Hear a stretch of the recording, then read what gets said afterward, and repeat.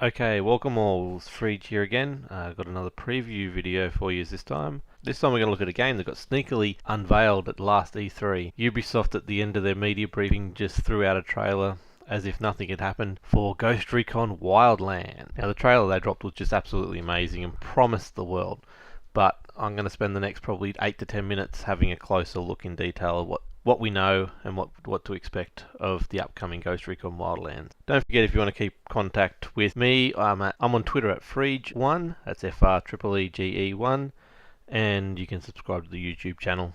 Feel free to message me at any time. So what do we know so far about Ghost Recon Wildlands? It will be 4-player drop-in, drop-out co-op.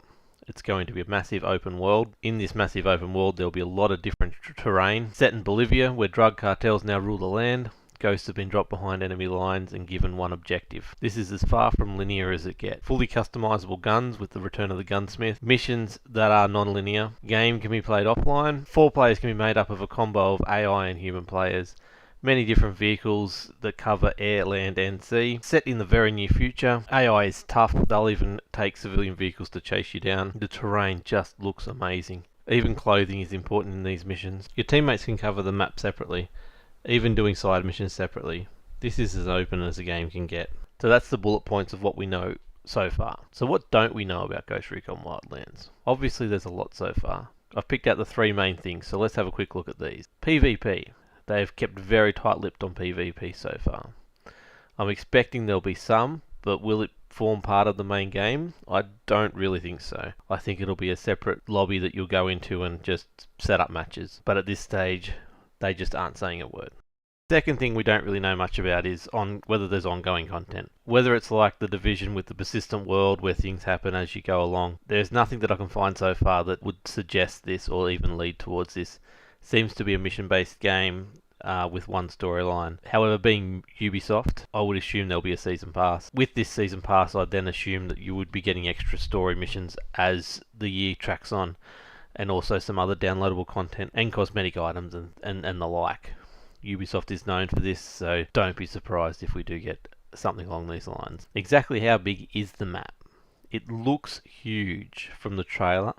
And from everything we see so far, it does look huge. You cover so many different types of terrain, it's hard to imagine that they can fit all that into one big map. But this is what they're claiming to do. But as always, once they announce the map size, you can bet there'll be 100 million different videos comparing its map size to the likes of GTA 5, The Witcher 3, Fallout 4, and even The Division. So we'll wait to see what happens as they announce more on this. The only piece of information I've gleaned so far from watching the videos and reading the forum is in a video where one of the people that was commenting on the game said that they flew in a helicopter for several minutes and didn't hit the edge of the map. This is a good sign, but we'll get further into this further down in the video. There's many other things we don't know about Ghost Recon Wildlands yet, but I look forward to finding them out as Ubisoft announces them closer to launch.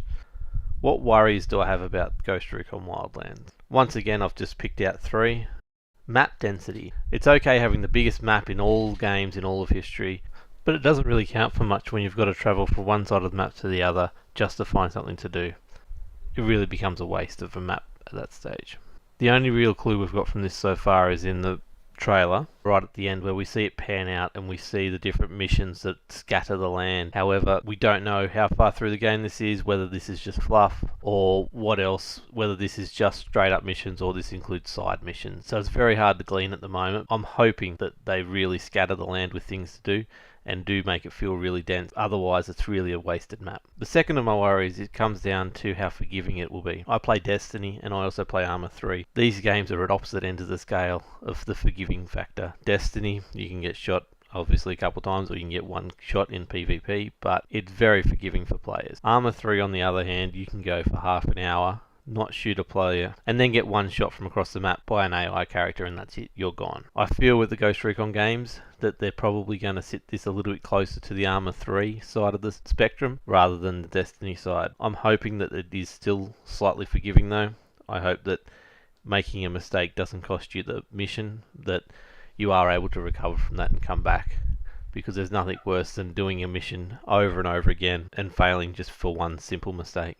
The third and final worry is a fairly insignificant one at the moment, but it's definitely still a worry. I don't know what this game can offer 3 months down the track. Will the ongoing content that they give us, if any, keep us interested in the game? It's hard to tell at this stage. There's only so many times you can do and redo a mission, although in this game they do make it so non-linear that there is the potential there to replay a lot of missions over and over again. However, with the result being the same almost every time, the question becomes, why would you? What I'm hoping for is something along the lines of leaderboards or challenge modes, where you can do a mission a certain way and then challenge others to do it quicker or better.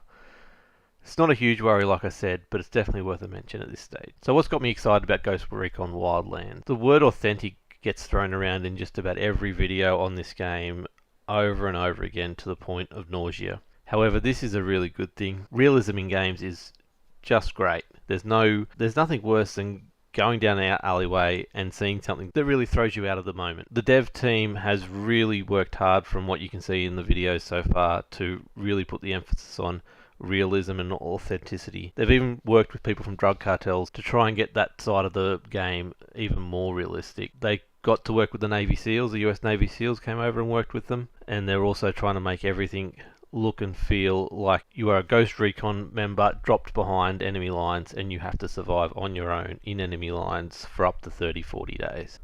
This attention to detail is going to make the game one of the best this year. Drop in, drop out co-op is one of the greatest features of the modern game. To be able to play with your mates when you are ready and when they are ready, if those times only intersect by about 5 minutes, it's still worth it.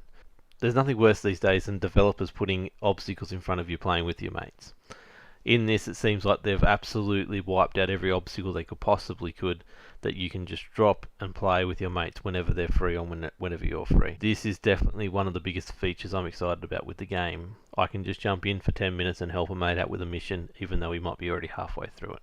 Non-linear missions are such a great idea, especially with the fact that this is a non-linear story. They just give you the one guy or the one option. They just give you the one objective, and that may be kill the boss at the end, and it's up to you on how you get there and how you do it.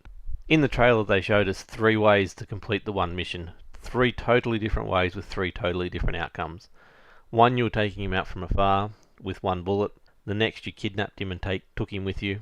The third one was you destroyed his infrastructure and everything that he stood for and everything that he had, which left him owing someone a lot of money and not being able to repay it. So therefore, they came and took him out. These kind of different options is going to mean it's going to be an absolute blast, A, watching videos of this, and B, just playing it, because you don't know what's going to happen. The greatest part of games is the stories you get out of them and the unforgettable moments that you get from things that just can't be scripted. So this is the third of many reasons why I'm so excited about this game. So my final thoughts on Ghost Recon Wildlands. It looks great. It really does. The trailer looks amazing, graphics are amazing, and what they're aiming for, what they've put on the table to say this is what we want to do, is just huge, and I'm really excited for it. They've been working on this game for 3 years already before they've even unveiled it, so it's at least going to be a 4-year development cycle, which is great. More games need to be pushing the 4-year development cycle. 3 years is just not enough these days. The idea behind the game is so exciting. The fact that it is so open-ended and promises so much. But at this stage they are just promises. We've seen a trailer, we've seen some screenshots, and we've seen some alpha footage. That is it. There's a few people that have had their hands on it and they've all come back absolutely raving about it. So that is a good sign.